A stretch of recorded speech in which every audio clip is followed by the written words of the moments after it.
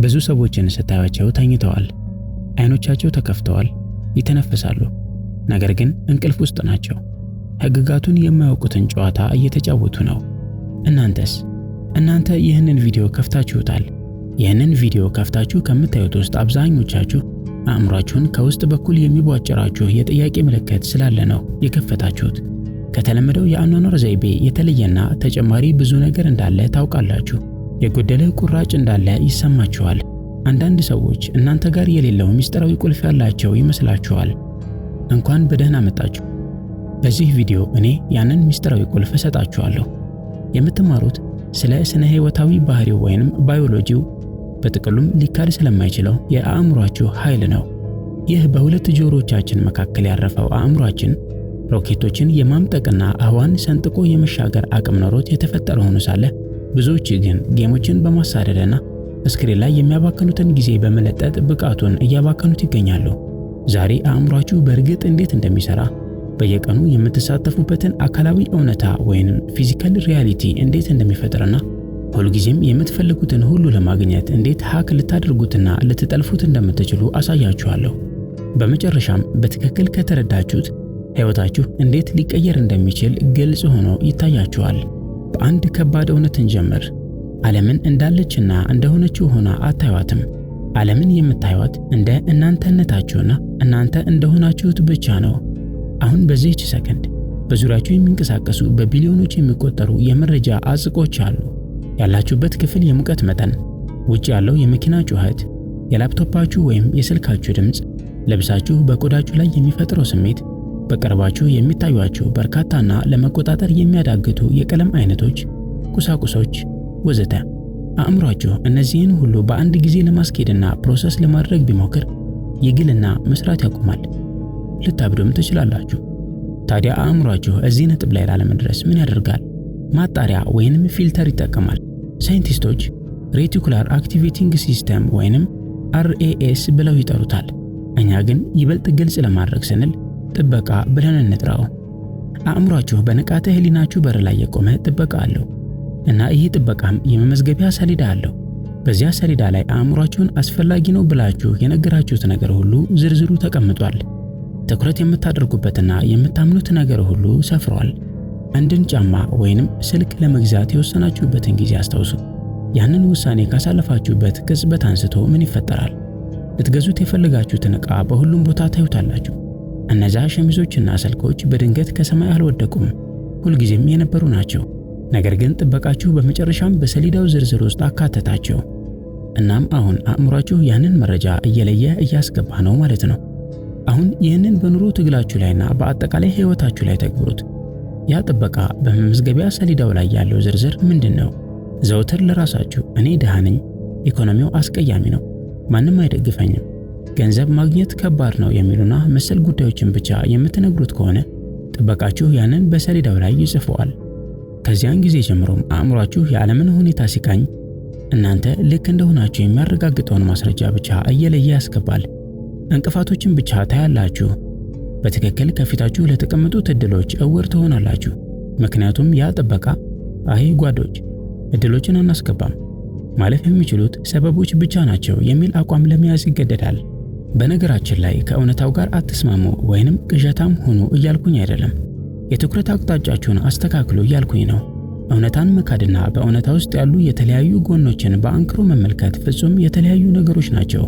ልብ ብላችሁ ከሆነ የሀብታም አእምሮ መፍትሄ ተኮር ነው።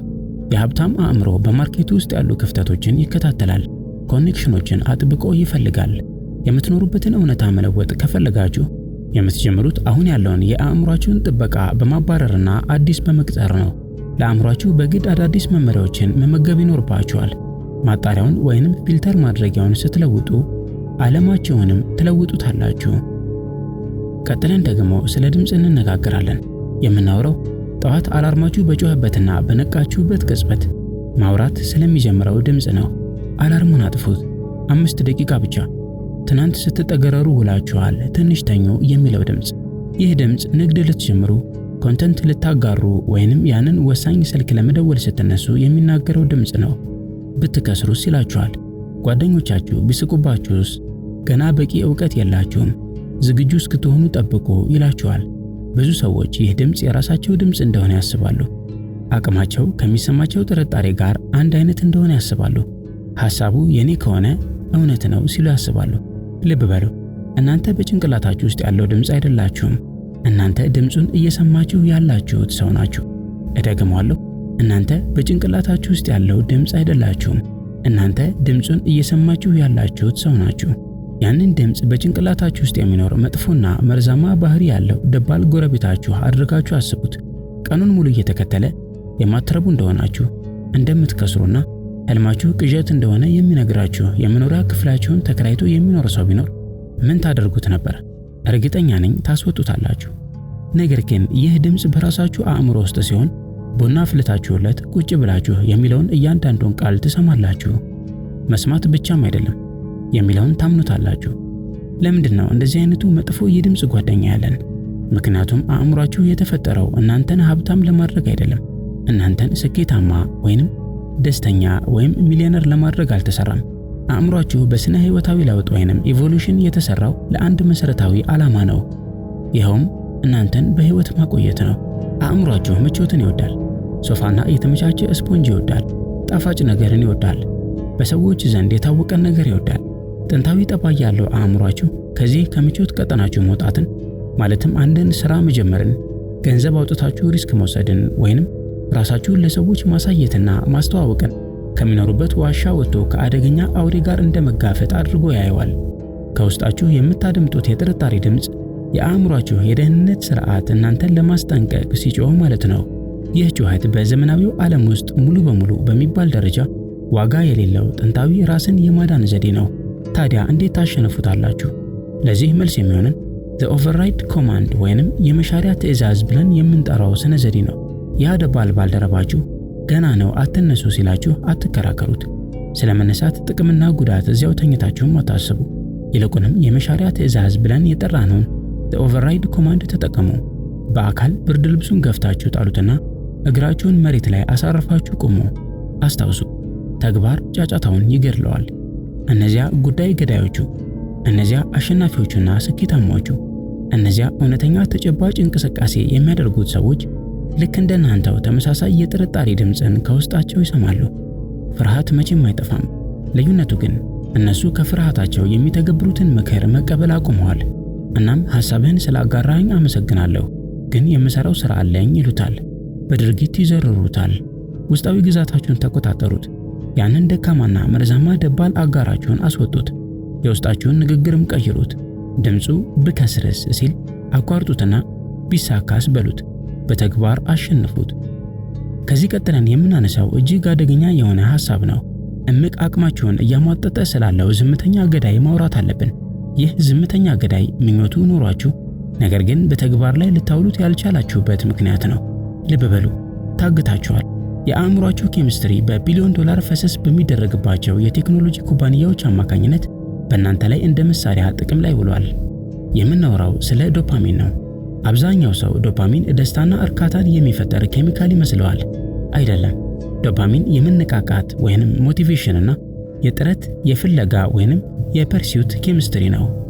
ዶፓሚን ማለት አእምሯችሁ ነገሮችን እንድታሳድዱ የሚሰጣችሁ ነዳጅ ነው። በድሮ ጊዜ ሰዎች ምግብ ፍለጋ አደን ሲወጡ፣ መጠለያ ሲሰሩ ወይም ከባድ ጀብዱ ሲፈጽሙ ዶፓሚን የሚፈጥረውን ስሜት ያገኙ ነበር። ሽልማቱን ለማግኘት ሲሉ የሆነን ሥራ እንዲሰሩ ያስገድዳቸው ነበር። ዛሬስ? ዛሬ የምንኖረው በጥረታችን ባላገኘነውና እጅግ ርካሽ በሆነ የዶፓሚን ዘመን ውስጥ ነው። ምግብ ለማግኘት አደን መሄድ አይጠበቅባችሁም። ከፈለጋችሁ በዴሊቨሪ ያላችሁበት ድረስ ይመጣላችኋል። እውነተኛ ማህበራዊ ግንኙነቶችን መገንባት አይጠበቅባችሁም። ከፈለጋችሁ በቲክቶክና ፌስቡክን በመሳሰሉ ማህበራዊ ሚዲያዎች ላይ በ10 ደቂቃ ውስጥ ብቻ በመቶዎች የሚቆጠሩ የውሸት ማህበራዊ ግንኙነቶችን ማግኘት ትችላላችሁ። አሸናፊ እንደሆናችሁ እንዲሰማችሁ ከፈለጋችሁ የሆነን ተጨባጭ ነገር ማሳካት አያስፈልጋችሁም። ዝም ብላችሁ በቪዲዮ ጌም ወይንም መሰል ሌቭል ያላቸው ቴክኖሎጂዎች ውስጥ ራሳችሁን ትቀብራላችሁ። እውነተኛ ህይወታችሁ ዜሮ ላይ ያለ የዲጂታል ምስላችሁን ወይንም አቫታር የምንለውን ግን ማሳደግ ትችላላችሁ። ሶሻል ሚዲያ ላይ ስክሮል ባደረጋችሁና ላይክ ባገኛችሁ ቁጥር ወይንም ኮንተንቶችን አከታትላችሁ በተመለከታችሁ ቁጥር ያለምንም ጥረት ቁጭ ባላችሁበት በውስጣችሁ ያለውን የዶፓሚን መጠን ከፍ ታደርጉታላችሁ።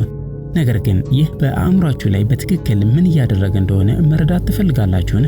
አእምሯችሁን ያለምንም ሥራ ትልቅ መጠን ያለውን ሽልማት እንዲጠብቅ እያሰለጠናችሁት ነው። ታዲያ በእውነተኛው ዓለም ንግዳችሁን ለመገንባት ወይንም አዲሱን የቢዝነስ ሐሳባችሁን መሬት ላይ ለማውረድ ስትቀመጡ ምን ይፈጠራል? ከፍተኛ ገቢ የሚያስገኙ ስኪሎችን ለመማር ላፕቶፓችሁን ስትከፍቱ ወይም ቪዲዮ ኤዲት ስታደርጉ አሊያም የንግድ ዕቅድ ስትነድፉ ምን ይከሰታል? አእምሯችሁ የምትሰሩትን ይመለከትና እንዲህ ይላችኋል፣ ወዳጄ ይሄ ምንድን ነው? ይሄ ከባድ ሥራ ነው፣ ጊዜ ይወስዳል ይላችኋል። ያስለመድከኝን ፈጣኑን ሽልማት የት አደረግከው ሲልም ይጠይቃችኋል። በል ስልክህን አንሳ፣ ቢያንስ የ15 ሰከንድ የዳንስ ቪዲዮ እንይ ሲል ይወተውታችኋል። ማስተዋል ያለባችሁ ነጥብ ቢኖር ሰነፍ አለመሆናችሁን ነው። ነገር ግን አእምሯችሁ በርካሽ በሚገኝ ዶፓሚን ሱስ ተጠምዷል። የአእምሯችሁን ስውር ኃይል መጠቀም ከፈለጋችሁ ዶፓሚን ዲቶክስ ማድረግ ወይንም የዶፓሚን ጾም መጀመር አለባችሁ። ትኩረታችሁን መመገብና መንከባከብ አለባችሁ። ስልቹነትን እንዴት መውደድ እንዳለባችሁ መማር ይኖርባችኋል። ጭብጨባ፣ ላይክና ፈጣን የሆነ እርካታ በሌለባቸው ጸጥ ያሉና በብቸኝነት በምታሳልፏቸው ሰዓታት ውስጥ ራሳችሁን ማስመጥ ይኖርባችኋል። ጠዋት ከእንቅልፋችሁ ስትነቁ ወዲያውኑ ስልካችሁን መመልከት ለመጨረሻ ጊዜ አቁሙ። ይህ ልማድ ከሌሎች ከሚመጣላችሁ ነገር ተቀባይ እንጂ አዲስ ነገር ፈጣሪ እንዳትሆኑ ያደርጋችኋል። ሽልማት የሚመጣው ከጥረት በኋላ መሆኑን ለአእምሯችሁ መልሳችሁ ማሰልጠን ይኖርባችኋል። ይህንን ካለን ዘንዳ ስለ አእምሯችሁ በጣም የሚያምርና አስገራሚ ሳይንሳዊ እውነታ ልንገራችሁ። አእምሯችሁ ፊክስድ ወይንም ቋሚና ውሱን አይደለም። በኒውሮሳይንስ ውስጥ ኒውሮፕላስቲሲቲ የሚባል ጽንሰ ሐሳብ አለ። ትርጉሙም አእምሯችሁ በየቀኑ በምታደርጉትና በምታስቡት ነገር ላይ ተመስርቶ ቅርጹን፣ አወቃቀሩንና መንገዶቹን በሚታይ መልኩ ይለዋውጣል። አብረው የሚቀሰቀሱ የነርቭ ሴሎቻችን ዋየር ያደርጋሉ ወይንም ይተሳሰራሉ። አእምሯችሁን ጥቅጥቅ እንዳለ ጫካ አድርጋችሁ አስቡት። አንድን ሐሳብ ለመጀመሪያ ጊዜ ስታስቡ ልክ በቁጥቋጦች ውስጥ በአዲስ መጥረቢያ አዲስ መንገድ እንደማበጀት ነው። ጥረትና ድካምን ይጠይቃል። ነገር ግን በዚያው የሐሳብ መንገድ ላይ በየቀኑ ከተመላለሳችሁ ውሎና አድሮ ቁጥቋጦና ሳሩ ይሞታል። መንገዱም ወደ ንጹህና ቅርጽ ያለው መንገድ፣ ቀጥሎም ወደ አስፋልትነት፣ በስተመጨረሻም ታላቅ አውራ ጎዳና ወደ መሆን ይለወጣል። ባለፉት 5 ዓመታት ውድቀት ውስጥ እንደሆናችሁ ለራሳችሁ ስትነግሩት ከቆያችሁ በአእምሯችሁ ውስጥ 6 መስመር ያለው ግዙፍ የኔጌቲቪቲ አውራ ጎዳና ገንብታችኋል ማለት ነው። ሐሳቦቻችሁ በራሳቸው በዚያ መንገድ ይጓዛሉ። ይህም የሚሆነው እናንተ የሰራችሁላቸው ቀላሉ መንገድ ስለሆነ ነው። ነገር ግን አሁን ያንን አውራ ጎዳና መጠቀምን የማቆም ኃይል አላችሁ። እርግጥ ነው መጀመሪያ ላይ ከባድ ይሆናል። መጥረቢያውን አውጥታችሁ አዲስ መንገድ መጥረግ መጀመር አለባችሁ። የአሸናፊውንና የጀመረውን የሚጨርሰውን ሰው መንገድ። ታዲያ ይህ እንዴት ሊፈጸም ይችላል? በውስጣችሁ ምስላዊ እይታን ወይንም ቪሰራል ቪዥዋላይዜሽን ታካሂዳላችሁ። ይህንን ስንል መስታወት ፊት ቆማችሁ ሀብታም ነኝ የሚል ቃል የምትደጋግሙበትን የውሸትና ትርጉም የሌለውን አዎንታዊነት ወይንም ፖዚቲቪቲ ማለት አይደለም። አእምሯችሁ በዚህ እስከሚሸወድ የሚያደርሰው ቂልነት ስለሌለበት እየዋሻችሁ መሆኑን ያውቃል። እያወራሁ ያለሁት ስለ አእምሯዊ ልምምድ ነው። እውነታው ላይ አንድን ነገር ከመገንባታችሁ በፊት የስኬታችሁን አርኪቴክቸር ወይንም ንድፍ በአእምሯችሁ ውስጥ ስለመገንባትና ቪዥዋላይዝ ስለማድረግ ነው። አእምሯችሁ በከፍተኛ ምናብ በታሰበ ተሞክሮና በገሃድ በተፈጸመ ልምድ መካከል ያለውን ልዩነት በትክክል መለየት አይችልም።